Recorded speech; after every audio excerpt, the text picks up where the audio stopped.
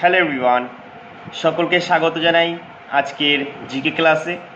তোমরা আমাকে প্রত্যেকেই বলেছিলে যে দাদা, এই যে তুমি কর্মসংস্থান পেপার দিয়ে যে জিকেগুলো করাচ্ছ এটা কন্টিনিউ করতে।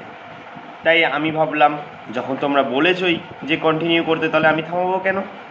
তাই আমিও চলে এলাম তোমাদের জন্য আরও একটা ডাব্লিউবিপির সেট নিয়ে। আমি শুধু জিকেগুলো আলোচনা করব, না হলে ভিডিওটা অনেক লং হয়ে যাবে। তোমরা নিশ্চয়ই বুঝতে পারছো, যাতে তোমাদের দেখতে সুবিধা হয় তাই শুধু আমি জিকেটা নিয়ে আলোচনা করব। আর বাদ বাকিগুলো যদি তোমাদের প্রয়োজন, যেমনি ম্যাথ, ইংলিশ, রিজনিং, এই ভিতরে যদি প্রয়োজন হয়, তাহলে আমাকে প্রত্যেকে কমেন্টে জানাতে হবে। এটা প্রত্যেকে, যত ভিউজ পড়বে আমাকে ততগুলোই কমেন্ট চাই যে এই কথাটা বলে যাবে, তবেই আমি করাতে পারি। নাহলে আমি তো ভিডিওটা বড় করতে পারি না, কারণ অনেকের পছন্দ নয়, আবার অনেকের পছন্দ। তাই আমি দেখতে চাই কমেন্টের মাধ্যমে যে কত লোকের পছন্দ হয় এই ভিতরে, আমার কত ভাই বোনেরা যে হ্যাঁ বলে দাদা হ্যাঁ সবগুলো করাবে, এটা শুধু আমি দেখতে চাই। ঠিক আছে, তারপর আমি তোমাদের করিয়ে দেবো। ঠিক আছে, তাহলে চলো। আর যদি একটা কথা বলে রাখি, যদি তোমরা যদি শুধু জিকেটাই চাও, তবে সেটাও লিখে দিও যে দাদা শুধু জিকেটাই করিও। ঠিক আছে, তার সাথে যদি তোমরা রিজনিংটাও চাও সেটাও বলো, কেমন? চলো তাহলে এবার দেখে নাও। খুব সুন্দর সেটটা, কিন্তু খুব ভালো সেট। হ্যাঁ, আমি আগে দিয়ে বলে দিলাম, তাই কেউ একটু স্কিপ করবে না। আমরা প্রত্যেকটা প্রশ্ন পড়ব, তারপরে যেই অপশানগুলো থাকবে সেটা সম্পর্কে আমরা একটু আলোচনা করব। বাট আমি চেষ্টা করব অনেক ছোট্ট ভিডিওটা করার জন্য। ঠিক আছে, চলো।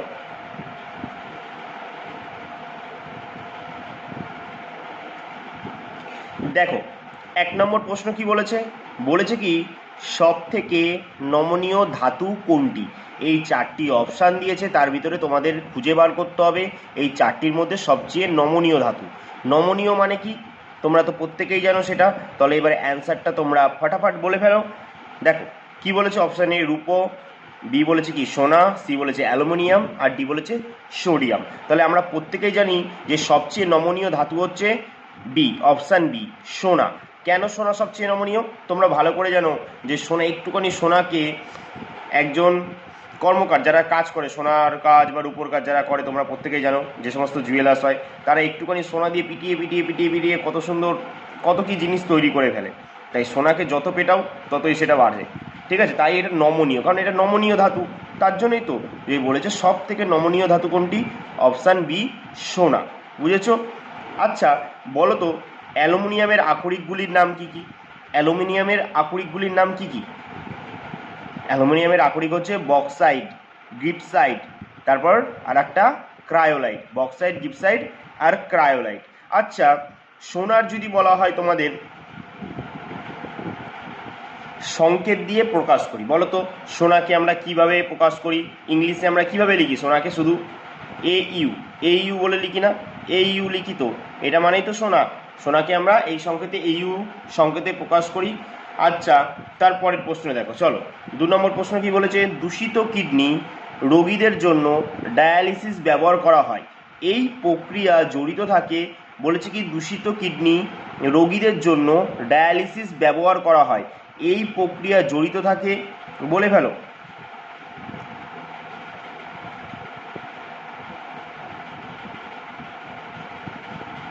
কি হয়ে যাবে? Option D. 2 হয়ে যাবে অপশান ডি, ব্যাপন।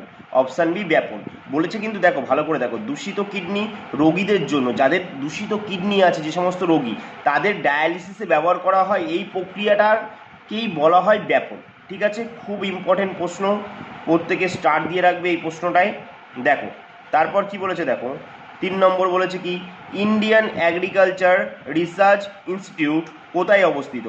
ইন্ডিয়ান এগ্রিকালচার রিসার্চ ইনস্টিটিউট, তোমরা প্রত্যেকে জানো এটা কোথায় অবস্থিত?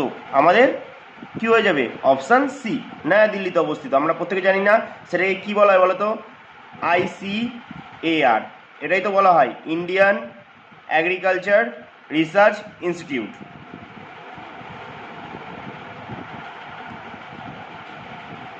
দেখো তারপরের প্রশ্ন কি বলেছে? 4 নম্বর প্রশ্ন বলেছে কি মাই লাইফ খুব কমন প্রশ্ন কিন্তু এটা, হ্যাঁ। মাই লাইফ বইটি কার আত্মজীবনী? আমরা প্রত্যেকেই জানি কার আত্মজীবনী মাই লাইফ। অপশান কি হয়ে যাবে? অপশান 4-এর সি হয়ে যাবে না? 4-এর, হ্যাঁ 4-এর তো সি হবে। Bill Clinton. বিল ক্লিন্টন, তার আত্মজীবনীর নাম কি? My life. ভালো করে মনে রাখবে, ঠিক আছে? My life, my life. এটা কার আত্মজীবনী? এই যে ভদ্রলোক বিল ক্লিন্টন, ঠিক আছে? তাহলে বলে ফেলো তো, তোমাদের জন্য আমার কাছে একটা প্রশ্ন থাকবে এই জায়গাটায়, যে আমাদের যে ডক্টর এপিজে আব্দুল কালাম, আমরা তো প্রত্যেকে জানি আমাদের প্রথম রাষ্ট্রপতি কে ছিলেন? ডক্টর রাজেন্দ্র প্রসাদ। তিনি 2খানা টার্মের রাষ্ট্রপতি ছিলেন, মানে প্রথম মেয়াদ শেষ করে দ্বিতীয়বারের জন্য আবার রাষ্ট্রপতি হয়েছিলেন, এটা আমরা প্রত্যেকে জানি। কিন্তু আমাদের ডক্টর এপিজে আব্দুল কালামও তো রাষ্ট্রপতি ছিলেন। তিনি কততম রাষ্ট্রপতি ছিলেন আর ওনার সময় প্রধানমন্ত্রী কে ছিল? এই দুটো আমাকে অবশ্যই কমেন্টে জানিয়ে যাবে, ঠিক আছে? চলো 5 নম্বর প্রশ্ন দেখো তো কি বলেছে। কোন ধারা ভারতের বাকি অংশের থেকে জম্মু কাশ্মীরকে আলাদা করেছে? বলবে দাদা এটা তো বাচ্চাদের প্রশ্ন হয়ে গেল। একদমই ঠিক, এটা বাচ্চাদের প্রশ্ন। অপশান এ 370 ধারা, এটার সাথে আমরা প্রত্যেকেই পরিচিত। 370 ধারা জম্মু কাশ্মীরের সাথে যুক্ত ছিল। তবে এখন জম্মু কাশ্মীরে আর 370 ধারা লাগু নেই, কিন্তু এটা উঠে গেছে কত সালে? 2019 সালে। 2019 সালে 31শে অক্টোবর এই 370 ধারাকে তুলে দেওয়া হয়েছে, মনে থাকবে।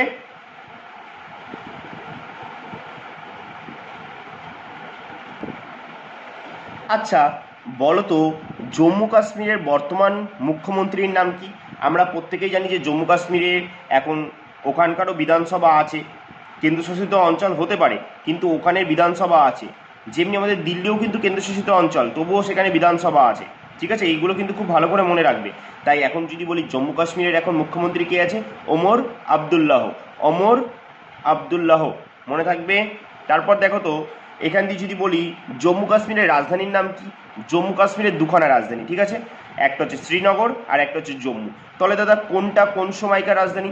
যদি বলে গ্রীষ্মকালীন রাজধানী তাহলে হচ্ছে কি শ্রীনগর, আর শীতকালীন বললে এই একটু মিস্টেক হয়ে গেল, যদি বলে শীতকালীন রাজধানী তবে কিন্তু শ্রীনগর হবে, হ্যাঁ। শীতকালীন রাজধানী বললে শ্রীনগর, আর গ্রীষ্মকালীন বললে জম্মু হয়ে যাবে, মনে থাকবে। তাহলে বলো তো, এখন জম্মু কাশ্মীরের বর্তমান লেফটেন্যান্ট জেনারেল কে ছিলেন? জম্মু কাশ্মীরের প্রথম লেফটেন্যান্ট জেনারেল ছিলেন, ভালো করে মনে রাখবে, তিনি আমাদের ক্যাগ ছিলেন, কিন্তু এর আগের ক্যাগ যিনি ছিলেন তিনি ছিলেন কিন্তু কে? সে গিরিশ চন্দ্র মুর্মু। এখন বর্তমানে কে আছে? মনোজ সিনহা। আর লাদাখের যদি বলা হয় প্রথম লেফটেন্যান্ট জেনারেল কে ছিলেন? আর কে মাথুর। তারপরে কে হয়? বিডি মিশ্র। এই বিডি মিশ্র রিসেন্ট চেঞ্জ হয়ে যায়, ওনার বদলে এখন লাদাখের লেফটেন্যান্ট জেনারেল আছে কে? কবিন্দর গুপ্তা। কবিন্দর গুপ্তা, মনে থাকবে। চলো পরের প্রশ্নে যাই। দেখো 6 নম্বর প্রশ্নে কি বলেছে। ভারতীয় জাতীয় কংগ্রেসের অধিবেশনে প্রথমবার বন্দে মাতরম গানটি গাওয়া হয়েছিল কত সালে? আমরা প্রত্যেকেই জানি কত সালে। অপশান সি, অপশান সি হয়ে যাবে সঠিক অ্যান্সার, যে 1896 সালে জাতীয় কংগ্রেসের যদি বলা হয় অধিবেশনে বন্দে মাতরম গানটি গাওয়া হয়েছিল। আচ্ছা, এই যে বন্দে মাতরম গানটি গাওয়া হলো খুব ভালো কথা, ঠিক আছে, তবে এই অধিবেশনের সভাপতি কে ছিলেন বলতে পারবে? এই অধিবেশনের সভাপতি কে ছিলেন? পারবে তো বলতে? আচ্ছা আমি বলে দিচ্ছি, শোনো।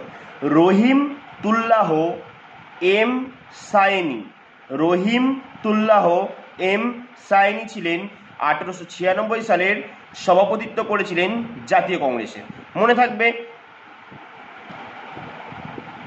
দেখো 7 নম্বর প্রশ্ন কি বলেছে।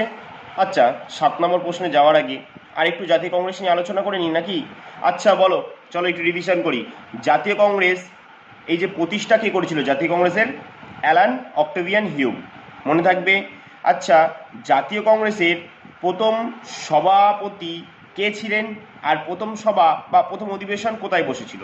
প্রথম অধিবেশন বসেছিল বোম্বে গোকুল দাস তেজপাল কলেজে, মনে থাকবে। কত সালে দাদা এটা? 1885 সালে। আচ্ছা তাহলে সভাপতি কে ছিলেন? সভাপতি ছিলেন কে ছিলেন? উমেশ চন্দ্র ব্যানার্জি, ইনি ছিলেন জাতীয় কংগ্রেসের প্রথম সভাপতি। তার পরের বছরই 1800 কত 85-তে তো প্রতিষ্ঠা হয়, তাহলে 1886 সালে মনে রাখবে প্রথম কলকাতায় অধিবেশন হয়েছিল। প্রথম কলকাতায় অধিবেশন, এই অধিবেশনের সভাপতিত্ব কে করেছিল? এই অধিবেশনে সভাপতিত্ব করেছিল দাদাভাই নওরোজি। তার পরের বছরই 87-তে 1887 সালে তাহলে কোথায় হয় অধিবেশন? 1887 সালে হয়েছিল মাদ্রাজে। তোমাদের প্রশ্ন আসবে এইভাবে যে প্রথম মুসলিম সভাপতি হয়েছিল কে আর কোথায় হয়েছিল, ঠিক আছে, যে জাতীয় কংগ্রেসের প্রথম মুসলিম সভাপতি, তাহলে এটাই হচ্ছে 1887 সালে মাদ্রাজে কে হয়েছিল? বদরুদ্দিন তৈয়বজি।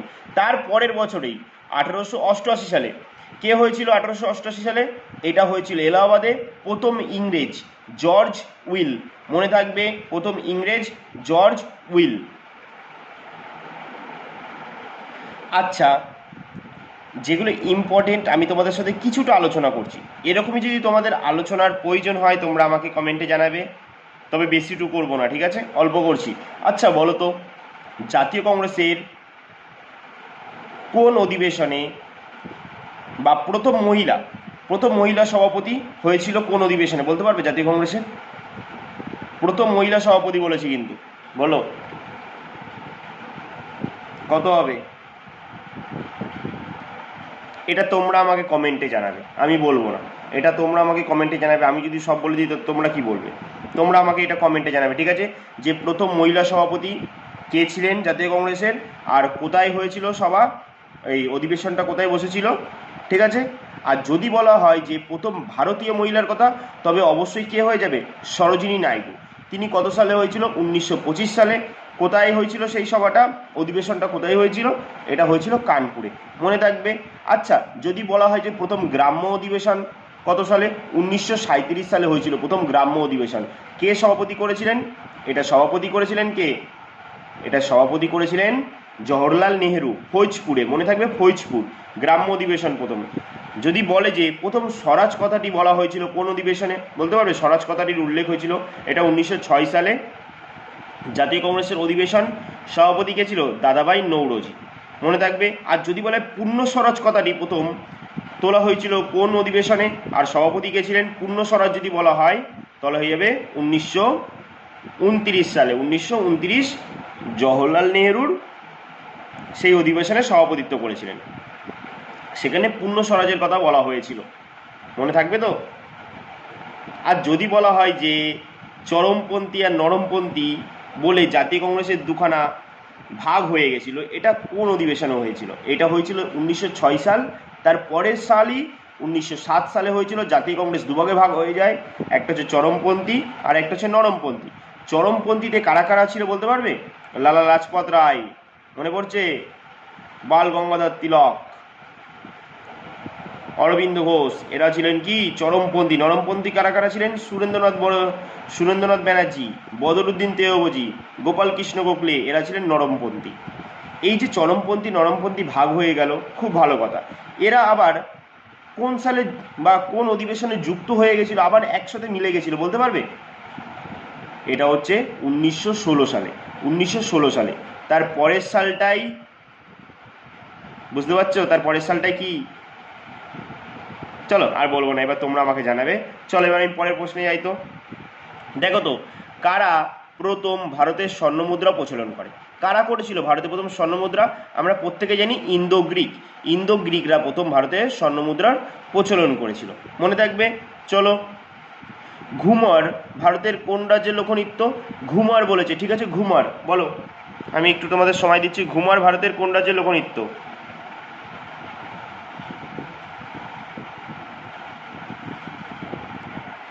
বলো, ঘুমার ভারতের কোন রাজ্যের লোকনৃত্য? গুজরাট, পাঞ্জাব, রাজস্থান না তামিলনাড়ু? ঘুমার হচ্ছে, আমরা প্রত্যেকে জানি না, রাজস্থানের লোকনৃত্য। ঘুমার কি রাজস্থানের লোকনৃত্য। আচ্ছা এবার বলো, এক এক করে জানি রাজস্থানের সম্পর্কে একটু। রাজস্থানের রাজধানীর নাম কি? জয়পুর। আচ্ছা বলতে পারবে জয়পুর কত সালে ওয়ার্ল্ড হেরিটেজ সাইট হয়েছিল? চলো আমি বলে দিচ্ছি।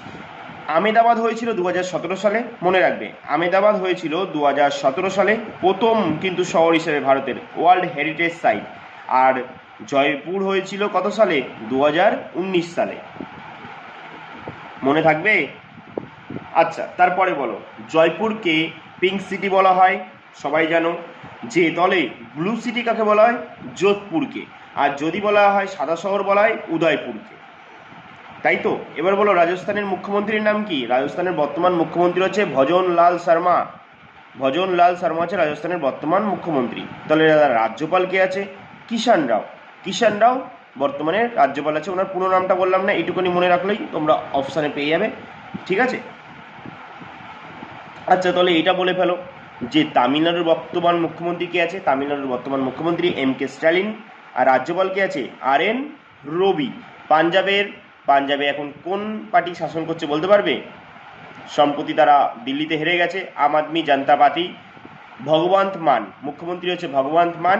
আর তাহলে রাজ্যপাল গোলাপচন্দ্র কাটারিয়া। গুজরাট ভূপেন্দ্র প্যাটেল। রাজ্যপাল কে আছে গুজরাটের? আচার্যদেব নারায়ণ। চলো এবার যাই 9 নম্বর, পুলিৎজার পুরস্কার কোন ক্ষেত্রে দেওয়া হয়ে থাকে? আমরা প্রত্যেকেই জানি পুলিৎজার পুরস্কার কিসে দেওয়া হয়ে থাকে? সাহিত্য ও সাংবাদিকতায় না? পুলিৎজার পুরস্কার এতেই তো দেওয়া হয়, সাহিত্য ও সাংবাদিকতা।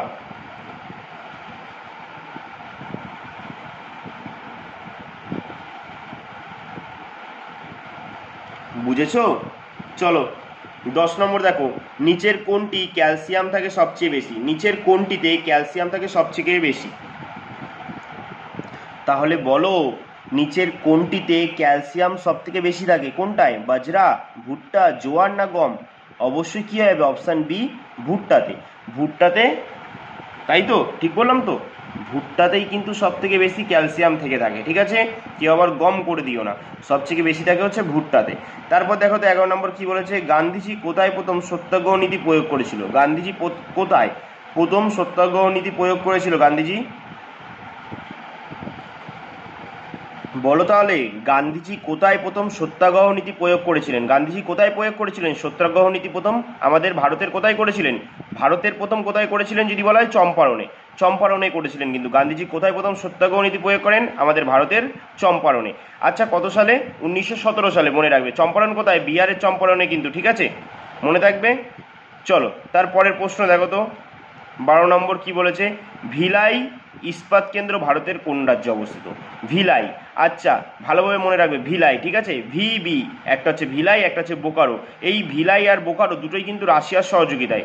এছাড়াও রাশিয়ার সহযোগিতায় আরও আছে সালেম, লো ইস্পাত কেন্দ্র, এগুলো সব রাশিয়ার সহযোগিতায়। তবে ভিলাই আর বোকারোটা ভিবি, ঠিক আছে? কি ভিবি? ভি দিয়ে ভিলাই, বি দিয়ে বোকারো। ভিলাইটা হচ্ছে ছত্তিশগড়ে অবস্থিত, মনে থাকবে। ভিলাই লৌহ ইস্পাত শিল্পকেন্দ্রটি কোথায়? ছত্তিশগড়। ভিলাই লৌহ ইস্পাত শিল্পকেন্দ্রটি ছত্তিশগড়ে অবস্থিত। কার সহযোগিতায় তৈরি হয়েছিল? রাশিয়ার। আর যদি বলা হয় বোকারো, বোকারোটা কোথায় অবস্থিত? বোকারো হচ্ছে আমাদের ঝাড়খণ্ডে অবস্থিত। বোকারোটা কোথায়? ঝাড়খণ্ডে অবস্থিত। এটা হচ্ছে রাশিয়ার সহযোগিতায়, মনে থাকবে। আচ্ছা বলো তো, ঝাড়খণ্ডের মুখ্যমন্ত্রী কে আছে বর্তমানে? হেমন্ত সোরেন। রাজ্যপাল কে? গাঙ্গোয়ার। উড়িষ্যার মুখ্যমন্ত্রী কে আছে? নবীন পট্টনায়ক। আবার কেউ বলো না জানো, ঠিক আছে? এখন হচ্ছে ডক্টর কি কি কি মোহনচরণ মাঝি।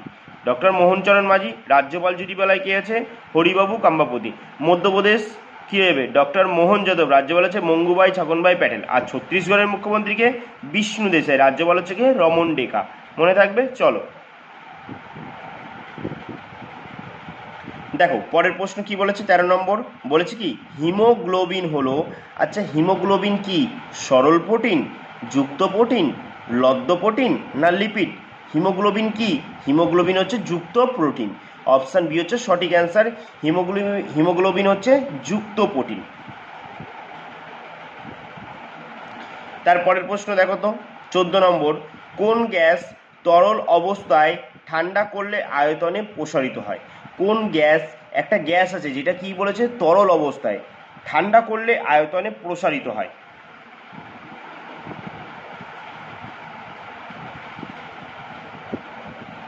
কি হয়ে যাবে এটার অ্যান্সার? এটার অ্যান্সার হয়ে যাবে, দেখো ভালো করে প্রশ্নটা কিন্তু মনে রাখবে, হ্যাঁ খুব ভালো প্রশ্ন। কোন গ্যাস তরল অবস্থায় ঠান্ডা করলে আয়তনে প্রসারিত হয়? এটা হয়ে যাবে অপশান বি, তরল হিলিয়াম। মনে থাকবে, তরল হিলিয়াম। তারপরে দেখো 15 নম্বর কি বলেছে, খুব সহজ একটা প্রশ্ন, গ্র্যান্ড স্ল্যাম কথাটি কোন খেলার সঙ্গে যুক্ত? প্রত্যেকেই আমরা জানি গ্র্যান্ড স্ল্যাম কথাটি কোন খেলার সঙ্গে যুক্ত? 15 কি হয়ে যাবে? 15 বলো 15 কি হবে? আচ্ছা চলো, এই প্রশ্নটা তোমাদের জন্য আমি, ঠিক আছে, এটা তোমাদের জন্য 3টে স্টার দিয়ে রাখলাম। কেন স্টার দিলাম? কারণ তোমরা এটা আমায় কমেন্টে জানাবে এই প্রশ্নের অ্যান্সারটা। এটা খুব সহজ প্রশ্ন, এর থেকে সহজ আর কিচ্ছু বলার নেই, ঠিক আছে? তাই এটার তো অ্যান্সার তোমাদের আমাকে জানাতেই হবে কমেন্টে, ঠিক আছে? চলো দেখো 16 নম্বর প্রশ্ন কি বলেছে? বনলতা সেন কবিতাটি কার? বনলতা সেন কবিতাটি কার? কি হয়ে যাবে?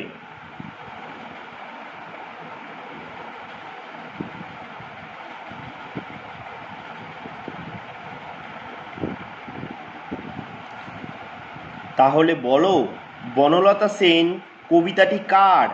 কি হয়ে যাবে? অপশান কি হবে? এ জীবনানন্দ দাশ। জীবনানন্দ দাশ। বনলতা সেন কবিতাটি হচ্ছে জীবনানন্দ দাশের লেখা। জীবনানন্দ দাশের লেখা হচ্ছে বনলতা সেন, মনে থাকবে। আচ্ছা, তারপরের প্রশ্ন দেখো তো, কোন যন্ত্র দিয়ে রক্তচাপ মাপা হয়? এর মতো সোজা প্রশ্ন কিচ্ছু থাকতে পারে না, ঠিক আছে? কি এটা হোমওয়ার্ক দিয়ে যাবো? হ্যাঁ, কোন যন্ত্র দিয়ে রক্তচাপ মাপা হয়? দেখো এটা খুব সহজ প্রশ্ন, ঠিক আছে? কোন যন্ত্র দিয়ে রক্তচাপ মাপা হয়? এটা হচ্ছে স্পিগমো ম্যানোমিটার। এটা হচ্ছে স্পিগমো ম্যানোমিটার। এটা হচ্ছে স্পিগমো ম্যানোমিটার, মনে থাকবে। স্পিগমো ম্যানোমিটার দিয়ে রক্তচাপ মাপা হয়। তারপরের প্রশ্ন, আলেকজান্ডার কত সালে ভারত আক্রমণ করে? আলেকজান্ডার কত সালে ভারত আক্রমণ করে? দেখো এটা নিয়ে খুব কনফিউশন হয়, কখনো 26 থাকে, কখনো 27 থাকে, তবে যেটাই থাকুক না কেন 26-27-এর মধ্যে একটা থাকবেই, ঠিক আছে? দুখানায় থাকবে না, একটা থাকবে, তোমরা সেটা দেখলেই বুঝতে পেরে যাবে। তাহলে কী হবে? অপশান ডি 327 খ্রিস্টপূর্বাব্দ আলেকজান্ডার ভারত আক্রমণ করে, মনে থাকবে। আলেকজান্ডার ভারত আক্রমণ করে 327 খ্রিস্টপূর্বাব্দ। আচ্ছা, আলেকজান্ডার কোন দেশ থেকে এসেছিল তোমরা বলতে পারবে? এটা তোমরা আমাকে কমেন্টে জানাবে। চলো, আর তারপরের প্রশ্ন একটা তোমাদের জন্য খুব গুরুত্বপূর্ণ, আলেকজান্ডারের সমাধি কোন দেশে আছে? আলেকজান্ডারের সমাধি কিন্তু মিশরে আছে, ঠিক আছে? তারপর দেখো তো 19 নম্বর কি বলেছে। দেখো 19 নম্বর প্রশ্ন বলেছে বিশ্ব তামাক বিরোধী দিবস কবে পালিত হয়? আমরা প্রত্যেকেই জানি বিশ্ব তামাক বিরোধী দিবস কবে পালিত হয়? 31শে মে। 31শে মে বিশ্ব তামাক বিরোধী দিবস পালিত হয়। আচ্ছা, 8ই মে কী পালিত হয় বলতে পারবে? 8ই মে পালিত হয় রেড ক্রস দিবস। 8ই মে। 16ই মে পালিত হয় ডেঙ্গু দিবস। এগুলো কিন্তু মনে রাখতে হবে, ইম্পর্টেন্ট ডেটগুলো, ঠিক আছে? 20 নম্বর কি বলেছে? বিক্রমাদিত্য কার ছদ্মনাম? বিক্রমাদিত্য কার ছদ্মনাম ছিল? বলো বিক্রমাদিত্য কার ছদ্মনাম?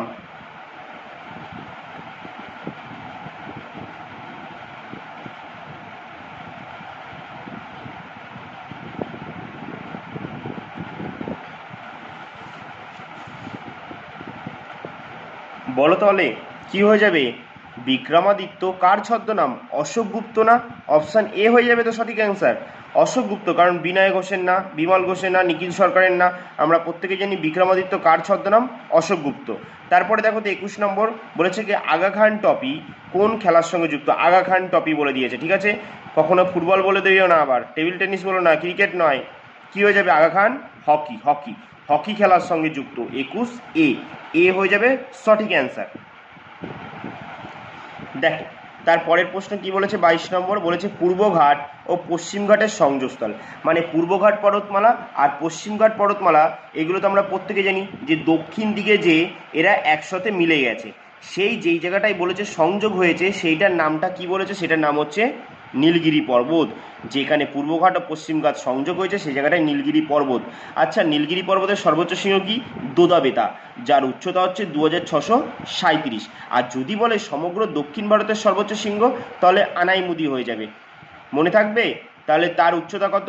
2695। 2695 হচ্ছে নীলগিরির, এই নীলগিরি বলি কেন, আনাইমুদির উচ্চতা, আনাইমুদির উচ্চতা, ঠিক আছে? আর নীলগিরির সর্বোচ্চ শৃঙ্গ তো বললামই, দোদাবেতা, তার উচ্চতা কত? 2637। আচ্ছা, তাহলে এবার বলো পূর্বঘাট ও পশ্চিমঘাট, ঠিক আছে? আচ্ছা বলো তো প্রথমে পূর্বঘাটের অপর নাম কি আর পশ্চিমঘাটেরই অপর নাম কি? পশ্চিমঘাট পর্বতমালার অপর নাম হচ্ছে সহ্যাদ্রি আর পূর্বঘাটের হচ্ছে মলয়দ্রি। তাহলে বলো, পশ্চিম ঘাটের সর্বোচ্চ শৃঙ্গ হচ্ছে কি? আনাইমুদি। আর পূর্ব ঘাটের বললে জিন্দাগাদা। মনে থাকবে, অনেক সময় জিন্দাগাদাই থাকে, বেশিরভাগ অপশানে জিন্দাগাদাই পাবে তোমরা, নাহলে মহেন্দ্রগিরি বলেও থাকে, দেখবে কোনটা আছে সেটাই অ্যান্সার। ঠিক আছে, তারপর দেখো 23 নম্বর কি বলেছে, 1 কেবি কত বাইট? 1 কেবি সমান সমান কত বাইট বলো? 1 কেবি, 1 কেবি মানে হচ্ছে 1024 বাইট না? 1 কেবি মনে আছে? সেই ছোটোর দিনের কথা, ছোটোবেলার দিনের কথা, এই 1 কেবি পেতে হট করে একটু খরচ হয়ে তো 1 এমবি তখনই কত সুন্দর মূল্য ছিল, আর এখন তো জিবি জিবি খরচ হয়ে যাচ্ছে, তাই তো? 1 কেবি 1 এমবি এগুলো নিয়ে খুব ভাবনা চিন্তা ছিল আগেকার দিনে। তারপরে দেখো 24 নম্বর কি বলেছে, জাতক কথা কোন ধর্মের সঙ্গে যুক্ত? জাতক আমরা প্রত্যেকেই জানি, জাতক কি হয়ে যাবে? অপশান ডি, অপশান ডি হয়ে যাবে সঠিক অংশ। বৌদ্ধ ধর্মের সঙ্গে না? বৌদ্ধ ধর্মের সঙ্গেই তো যুক্ত। তাহলে বলো 25 নম্বর প্রশ্ন বলেছে, নাবার্ড এর সদর দপ্তর ভারতের কোন শহরে আছে? নাবার্ডের কোথায় আছে? মুম্বাই আছে তো। নাবার্ড প্রতিষ্ঠা হয়েছিল কত সালে? 1982 সালে। নাবার্ড কোন পঞ্চবার্ষিকী পরিকল্পনায়? নাবার্ড হচ্ছে ষষ্ঠ পঞ্চবার্ষিকী পরিকল্পনায়। এ দেখো 1 2 3 4 5 6, 6টা আছে না? তাই মনে রাখবে নাবার্ড হচ্ছে ষষ্ঠ পঞ্চবার্ষিকী পরিকল্পনায়, মনে থাকবে তো। National bank for agriculture rural development, এটা হচ্ছে নাবার্ডের ফুল ফর্ম। এটা হচ্ছে গ্রামীণ উন্নয়নের সঙ্গে যুক্ত, মনে থাকবে। তাহলে এই ছিল 25টা প্রশ্ন। তোমরা নিশ্চয়ই দেখলে পুরো ক্লাসটা, কেমন লাগলো তোমরা অবশ্যই আমাকে জানাবে। দেখো আমি চেষ্টা করলাম যত তাড়াতাড়ি 30 মিনিটের আগে ক্লাসটাকে কমপ্লিট করার জন্য, যাতে তোমরা ভালোভাবে পুরো ক্লাসটা দেখতে পারো আর তোমাদের ভালো করে প্র্যাকটিস হয়। ঠিক আছে, আর যদি তোমাদের এরকম ক্লাস প্রচুর পরিমাণে দরকার হয়ে থাকে, তাহলে আমাকে কমেন্টে ভরিয়ে দিও যে দাদা এই ক্লাস প্রচুর চাই, প্রচুর চাই, প্রচুর চাই। ঠিক আছে, চলো তাহলে আজকে এখানেই ক্লাসটা শেষ করছি। দেখা হবে তোমাদের সঙ্গে এরকমই আরও একটা গুরুত্বপূর্ণ ক্লাস নিয়ে। ততক্ষণের জন্য সকলকে টাটা।